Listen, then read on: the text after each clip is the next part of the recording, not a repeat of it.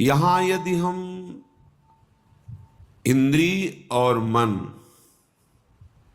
इन दो को यहां की रहनी के अनुसार गुरु कृपा से कर पावे, तो जैसे विषयी पुरुष का मन स्वयं विषय में आसक्त होकर चिंतन करता रहता है, ऐसे यहां का प्रभाव अचिंत्य रस श्यामा श्याम की नित्य विहार लीला में प्रवेश पा जाए। चित्त का सदैव श्यामा श्याम की ही लीला में चिंतन परायण रहना ये बहुत दुर्लभ बात है। ये यहीं से पूर्ण होती है। रज का सेवन, रसिकों का संग, वृंदावन का आश्रय। श्रीपाद प्रबोधानंद जी कह रहे हैं, तथा परम पावनम भुवि चकास्ति वृंदावनम यथा हरिरसे मनः स्वय मनंकुशे धावति। बड़ी बात है। जैसे निरंकुश होकर मन विषयों में जाता है, ना चाहते हुए भी वो हमारे हृदय में ऐसी व्याकुलता पैदा करता है, ऐसा प्रमथन स्थिति पैदा करता है कि हम निर्णय करने में असमर्थ हो जाते हैं और वो हमें विषय में घसीट ले जाता है, निरंकुश मन। ऐसे ही यदि वृंदावन का आश्रय लिया जाए, वृंदावन का जो उपासना का स्वरूप रसिक महापुरुषों की रहनी, तो आपका मन, जैसे गोस्वामी जी ने मांगा, श्री तुलसीदास जी ने, कामी नारी पियारी जिमि लोभी जिम प्रिय दाम तिमि रघुनाथ निरंतर प्रिय लागो मोहिराम। कैसे मुझे प्यारे लगो? जैसे कामांध पुरुष को कामिनी का स्वाभाविक चिंतन होता रहता है, लोभी कंजूस को धन का चिंतन होता रहता है। हे मेरे प्राणानाथ, हे प्राणनाथ, आप हमें ऐसे प्रिय लगो, ऐसे हमारा चिंतन हो। श्रीपाद कह रहे हैं, ये परम पावनम भुवि चकास्ति वृंदावनम, ये परम पावन कर देने वाली भूमि है वृंदावन की। बस इस बात से यदि बच जाओ तो तुम्हें भजन नहीं करना पड़ेगा। स्वाभाविक मन काम क्रोध लोभ मोह मद मत्सर के अधीनता में जो फंसा हुआ है, ये निरंकुश होकर हरिरस में समा जाएगा धाम के प्रभाव से। यथा हरिरसे मनः स्वयं अंकुशे धावती। अंकुश स्वीकार करके जैसे मन, इंद्रियां हमारे अधीन हो जाती हैं, पर वो ज्ञान का अंकुश किसी बिरले को प्राप्त होता है। पर धाम की कृपा से निरंकुश मन अधीन होकर स्वयं हरिरस में डूब जाए, ये यहाँ की महिमा, ये यहाँ का प्रभाव है। पर हमारा मन क्यों नहीं विषयों से हट करके हरिरस में उन्मत्त हो रहा है? क्या कारण है? तो इस श्लोक की पूर्णता की पंक्तियों में कहते हैं, परंतु यदि तदगत स्थिर चरेषु नो काय वांग मनोभिर अपराधिता भवति बाधिता तत्वधि।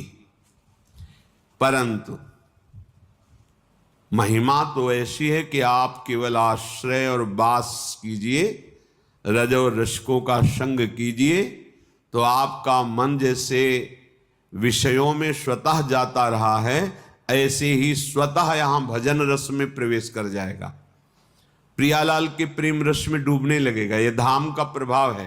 परंतु यदि ऐसा हुआ तो बाधा लग जाएगी। कैसा?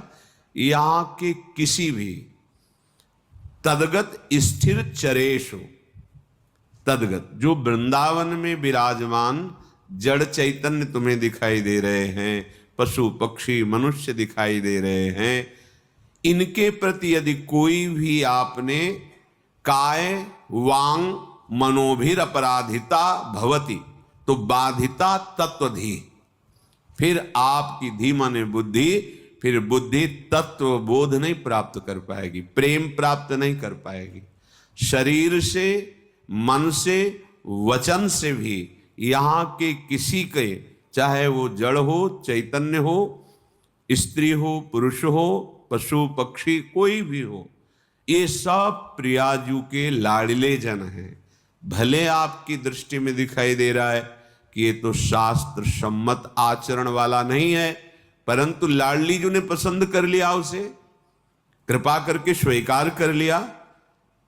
तो जब एक जंगहे लोहा को पारसमणि स्वर्ण बना देती है, तो हमारी लाडली जी की कृपा उद्दंड स्वभाव को प्रेम रस में नहीं डुबो सकती।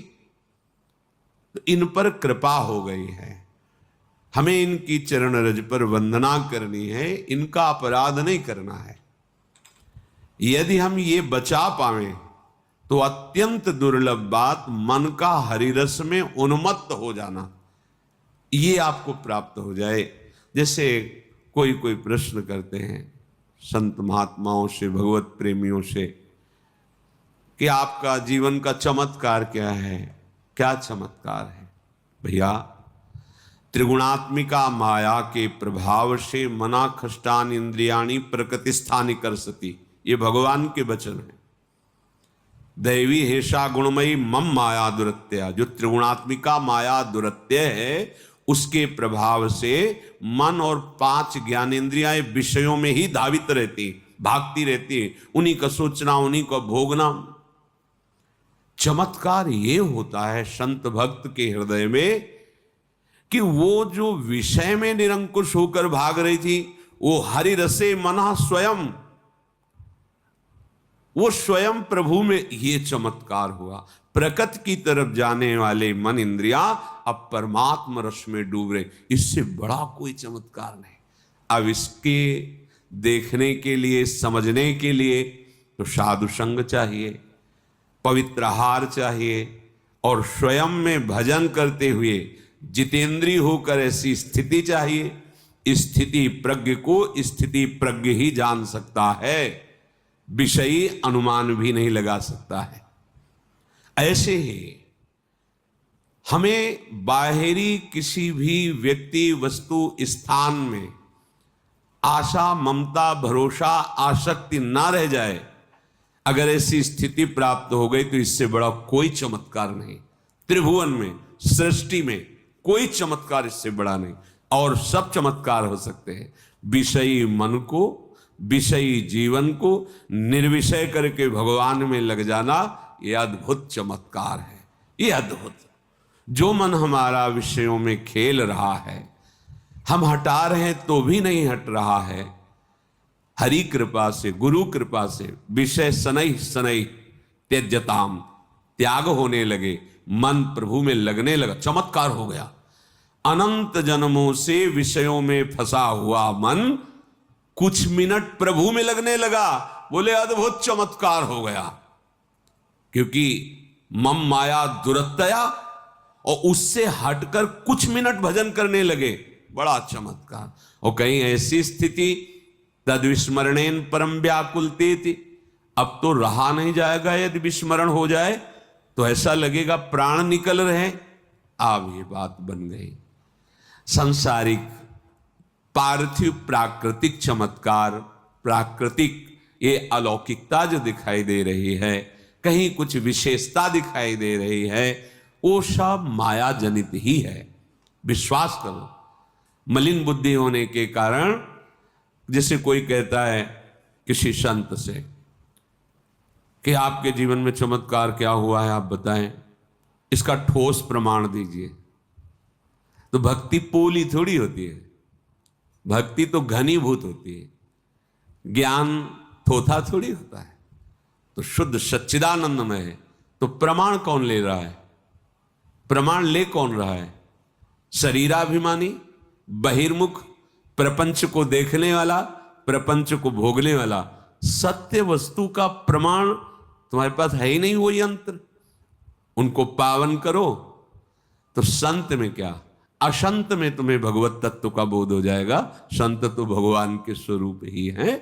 जो असंत हैं, पापी हैं, उनमें तुम्हें भगवान के दर्शन होने लगेंगे। ये क्रूरा अपि पापिनो न च सताम संभास्य दृश्यासे सर्वान वस्तुतया निरीक्ष परम स्वाराध्य बुद्धिर्मम।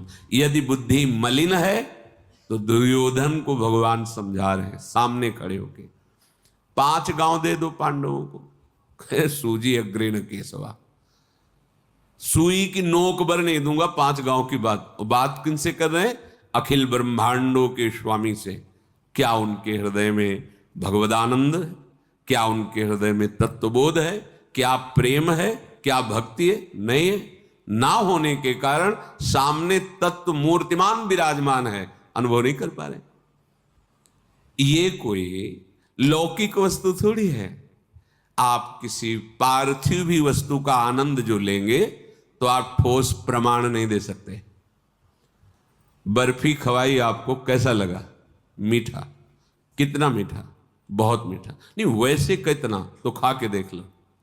तीसरा उत्तर होगा खा के देख लो। ऐसे ही भगवदानंद के बहुत आनंद। नहीं मतलब कैसा आनंद, कैसे बतावें? रोम रोम आनंदित है। नहीं, कैसा कैसा लगता कैसा है? करके देख लो। भजन भजन करो, जितेंद्रिय बनो, मनोनिग्रही बनो, तो अनुभव गम में भजें जे ही संत। वो अनुभव में आता है। प्रेम बाह्य शब्दों से प्रमाणित नहीं किया जा सकता। मूका स्वादनवत नारद जी ने कहा, क्योंकि सूक्ष्मतरम, सूक्ष्म से भी सूक्ष्म है। कामना रहितम, कोई कामना हृदय में नहीं है। प्रतिक्षण वर्धमानम, प्रतिक्षण बढ़ता रहता है। इसका प्रमाण पाने के लिए आपको अपने मन, बुद्धि, चित्त, अहंकार इनको पावन करके भगवदानंद में बनाना होगा, तभी तो जान सकते हैं। और वो भी वो जना दे तो। अगर वो ना जनाना चाहे तो आप जान ही नहीं सकते हैं। ये भगवत मार्ग है, ये सांसारिक प्राकृतिक वस्तु नहीं है कि भाई देखो हमने साधना की, हमको ये प्राप्त हुआ। वाह, तब तो फिर वो दृश्य है जो आपको दिखा, वो दृश्य है। नहीं नहीं, वो दृश्य और दृष्टा दोनों से परे है जो अनुभव है। वो दृश्य और दृष्टा बहुत सावधानी का विषय। पूर्ण विश्वास करके इस मार्ग में चला जाता है। जो ये कहते हैं करे तो अंधी भक्ति है, भक्ति अंधी नहीं होती, अंधी तो मायावृत्ति होती है। आज तक कोई भक्त दुर्गति को प्राप्त हुआ हो कभी किसी शास्त्र में ऐसा नहीं आया है। हां, अभिमान करोगे, मनमानी करोगे, लड़खड़ाओगे, गिरोगे, फिर संभलोगे। भक्त बीज पलटे नहीं, जो जुग जाए अनंत, ऊंच नीच कुल उपजय होय संत को संत। ऐसा नहीं कि एक बार रामकृष्ण हरि राधा बोला तो आपका ये व्यर्थ चला जाएगा। लेकिन आप अंधे हो, सच्चिदानंद प्रभु से विमुख होकर भोगों को भोग रहे हो और उन्हें सत्य मान रहे हो, तो भक्ति अंधी हुई या तुम्हारी बुद्धि अंधी हुई? चलो हमें ज्ञान नहीं, पर हम राधा राधा तो बोल रहे हैं। हमारी समझ ठीक नहीं है, पर हम सतमार्ग में तो चल रहे हैं ना। मदिरा नहीं पी रहे, शराब नहीं पी रहे, व्यभिचार नहीं कर रहे, हिंसा नहीं कर रहे, चोरी नहीं कर रहे। जो ये यौवन अवस्था की तूफान भरी वृत्ति मदांध करके नाना प्रकार के दुराचारों में फंसा देती है, तो अंधे ही सही पर मार्ग तो सही चल रहे, मार्ग तो सही मिल गया। तुम बड़े नेत्रवान हो, लेकिन जहां कहा रहे हो अंधे कुएं में गिरने, जहां केवल एक भगवान निकाल सकते हैं, दूसरा कोई निकाल ही नहीं सकता। और भयानक काल सर्प वहां फन फैलाए बैठा हुआ है, तो अंधा कहां होगा? वो जो विषयांध, मदांध, कामांध, क्रोधांध होकर के भगवान से विमुख होकर बढ़ता चला जा रहा है भवकूप में गिरने के लिए, और गिर ही चुका है। बहुत सावधान।